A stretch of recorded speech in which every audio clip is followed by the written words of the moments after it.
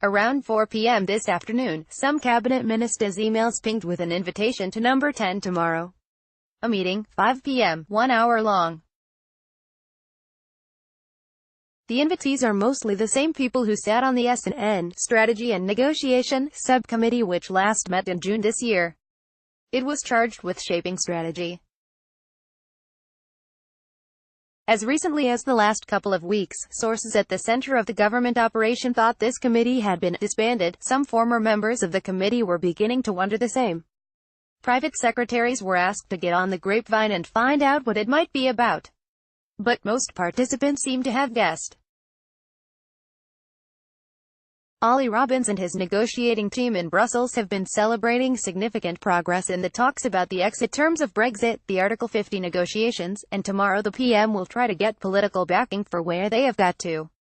At least two of those ministers attending sound like they're comprehensively in the dark about what that will be. No papers are expected to be circulated ahead of the meeting. One key element will be whether the whole of the UK is to continue in something that will in effect be the customs union, no doubt rebranded to spare blushes and red lines. That situation would continue until such time as the EU signed off on an alternative. Boris Johnson has been tweeting disobliging views on all that this afternoon as part of a drumbeat of protest from Tory MPs opposed to the deal taking shape.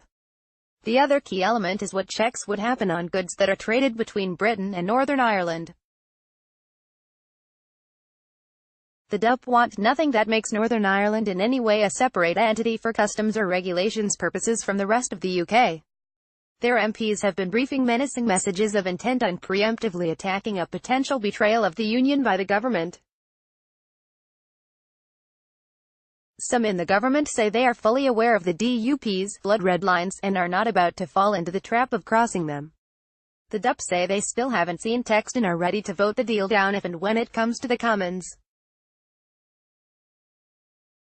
But in some ways the most instructive line that emerged in today's pre-deal swirls was in the speech of Michel Barnier, the EU chief negotiator. He said, amongst other things, that there were plans to start no fewer than 10 negotiating strands and talks between the UK and the EU after Brexit happens next spring. That negotiating plan is where the real work will be done, devising a new relationship between the UK and the EU. The talks taking place in recent months have failed to come up with the answer to where that relationship will go. Many said they never would. Some, particularly Brexiteers, thought and hoped they would.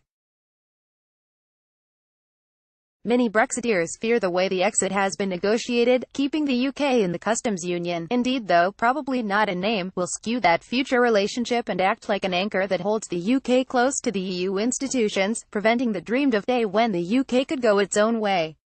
But in principle those 10 negotiating strands will decide what the future relationship is and could mean the UK sails off to the free trade agreement type relationship or stays closer to EU laws and regulations. There will be a declaration on the future relationship which will give some headings and guidance to future negotiators, but it doesn't look like it will nail much down. Mrs. May needs it to hold open the promise of a more distant relationship in the future to win over her dissident backbenchers. Michel Barnier has told one visitor to Brussels that there will be a window after Brexit during which a new prime minister could take things in a different direction. That window stays open for a bit but not forever. Once new trade relationship treaty negotiations are advanced, it probably closes. But the first treaties out of the pack for signing could be ones like that planned on security arrangements. The talks have been laborious. One phase is coming to a close, but they will go on and on. Follow @GaryGibbon blog on Twitter.